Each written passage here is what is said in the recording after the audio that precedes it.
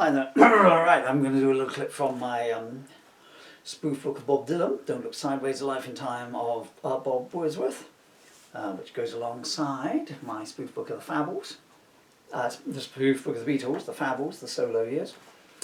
This one isn't as fun as the other one, but it's a lot cleverer. Right, it's a bigger page. Actually, in this thing here, I'll just have to go back to the start from it because it's just sour, you know. There might have been this movie one time. If you know your Bob Dylan, then you'll get the references. If not, then you're just going to have to go with the wordplay and the jokes. Don't Look Sideways, The Life and Time. It's written as a movie script, by the way. The Life and Times of Bob Wordsworth. Scene 1. Seen them all.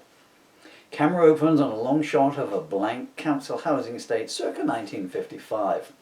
Very grey day. Grey sky, grey clouds, grey trees, grey dogs. A man named Grey. See what I mean about the Bob Dylan references? They say I shot a man named Grey. Into camera view comes a Jaguar car which pulls up at a curb. Cut to camera shot of inside of car which contains a middle-aged man and a young boy, approximately 14. The boy, that is. No idea how old the car is. The boy peers out of the car window at the surroundings. Boy. So, these are poor people, father? Aye, son. Pause. Say 28 seconds-ish. Why are they poor, father? It's the way of the world, son. Somebody has to shove it a little. Pause. Revisited. Say 19 seconds. Go on, say it. When I grow up, I might become a champion of the poor, the oppressed, and the dispirited, father. Aye, or don't expect them to pay you sorrow for it, son. Car drives off. Over the shop comes a voiceover. Voiceover. In 1961, the young Robert Ashley Zimmerframe III turned his back on working in his father's bread and butter pudding empire, where he was guaranteed to earn a crust. Oh. And the young tyke threw caution to the wind and his underwear to the maid and ran away to London. See a shot of Bob getting out of the family limousine and the chauffeur pulling bag after bag after bag out of the car. Voiceover. Armed only with a dream and a song. Chauffeur pulls last bag from car, then he goes to the back and lifts a guitar case out, then an armful of harmonicas, then a saxophone, a tuba, glockenspiel, harp, double bass. All this is taking place in Piccadilly Circus during rush hour.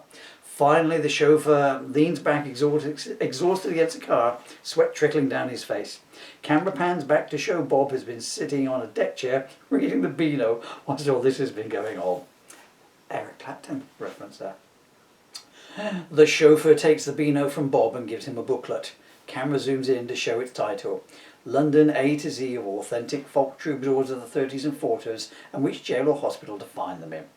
Camera zooms back to show a smiling Bob waving to the departing limousine. Then watches Bob turn around and discover all the instruments have been nicked by his guitar. Bob to himself. Man, I'm already getting my music to the people. I'm skipping over the bit where he discovers an American accent.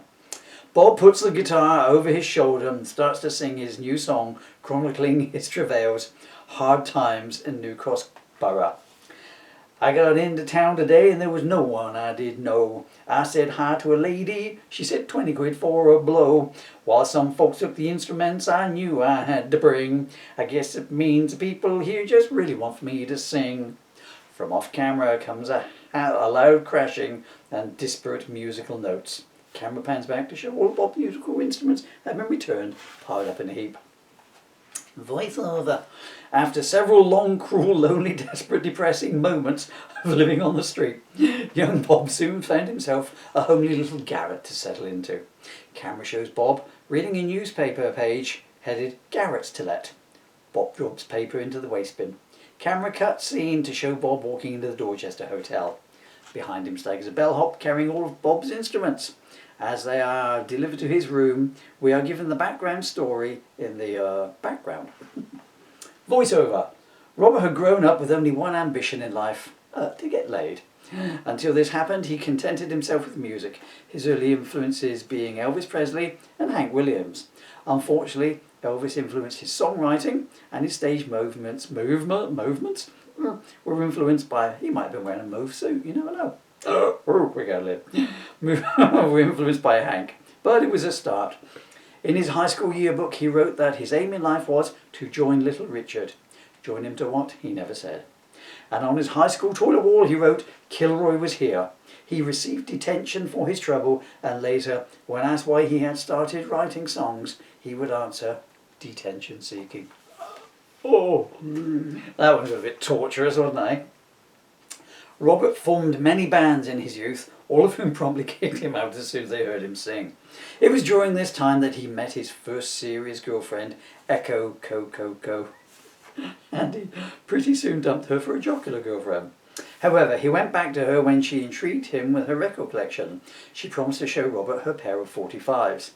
Although 2 singles by Odessa were not what he was expecting to get his hands on when he turned up that night, Robert was nonetheless taken by them and played them all evening long, which caused Echo to sulk while he listened to them. It was Robert's introduction to sulk music. Inspired by Echo's reaction, Robert quickly jotted down a poem for her in his journal. Camera show shot of page of Bob writing, "Why are you moaning, baby? Where's your head at? Are you sad 'cause you're lonely or just 'cause your friends say you are fat?" Voiceover. Robert passed the ode to Echo, who promptly beat him senseless with the book. It was Robert's introduction to beat poetry. Enrolling at university, Robert pocketed the grant and studied hard for half an hour before dropping out. He began to frequent the local coffee houses, such as the 1 o'clock Holler, and even found temporary employment tuning piano for Bobby VD, where he assumed his first alias, Bobby Ashley Zimmerframe III. It wasn't much of an alias, was it? I've just realised I'm overrunning the minutes on this camera, so then turn off and come back to a different